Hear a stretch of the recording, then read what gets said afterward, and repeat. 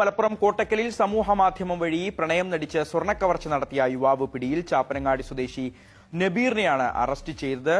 24 പവൻ സ്വർണം തട്ടിയെടുത്ത പ്രതി ഇത് പണയം വെച്ച് 10 ലക്ഷം രൂപ എടുത്തതായിട്ടും പോലീസ് പറയുന്നുണ്ട്.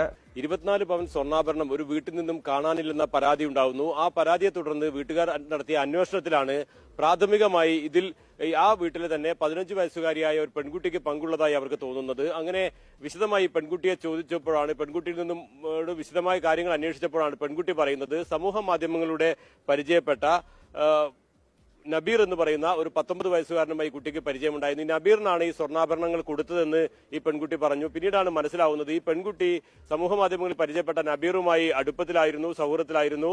ആ സൗഹൃദം മുതലെടുത്ത് നബീറാണ് ഈ കുട്ടിയുടെ വീട്ടിൽ നിന്നും ഈ സ്വർണ്ണാഭരണങ്ങൾ വാങ്ങിയെടുത്തത്. അതായത് ഈ പെൺകുട്ടിയുടെ സഹോദരന്റെ ഭാര്യയുടെയും പെൺകുട്ടിയുടെ അമ്മയുടെയും ഒക്കെ ഉൾപ്പെടെയുള്ള സ്വർണ്ണാഭരണം അലമാരയിൽ സൂക്ഷിച്ചിരുന്നു. ആ സ്വർണ്ണാഭരണം അലമാരയിൽ നിന്ന് എടുത്താണ് ഈ സൗഹൃദത്തിന്റെ പേരിൽ നബീറിന് ഈ പെൺകുട്ടി നൽകിയത്. ഇതേ തുടർന്ന് നബീറിനെ പോലീസ് കസ്റ്റഡിയിലെടുക്കുകയും വിശദമായി ചോദ്യം ചെയ്യുകയും ചെയ്തു. നബീർ പറഞ്ഞത് 10 ലക്ഷം രൂപയ്ക്ക് കോട്ടക്കലിലെ ഒരു ജ്വല്ലറിയിൽ ഈ സ്വർണ്ണാഭരണങ്ങൾ വിറ്റു എന്നാണ്. അതിൽ 5 ലക്ഷം രൂപ സഹോദരന്റെ ബിസിനസ് ആവശ്യത്തിന് നൽകി. ബാക്കി 5 ലക്ഷം രൂപ വില കൂടിയ മൊബൈൽ ഫോണും ആഡംബര വസ്തുക്കളും ഒക്കെ വാങ്ങാൻ വേണ്ടി ചെലവിട്ടു എന്നുള്ളതാണ്.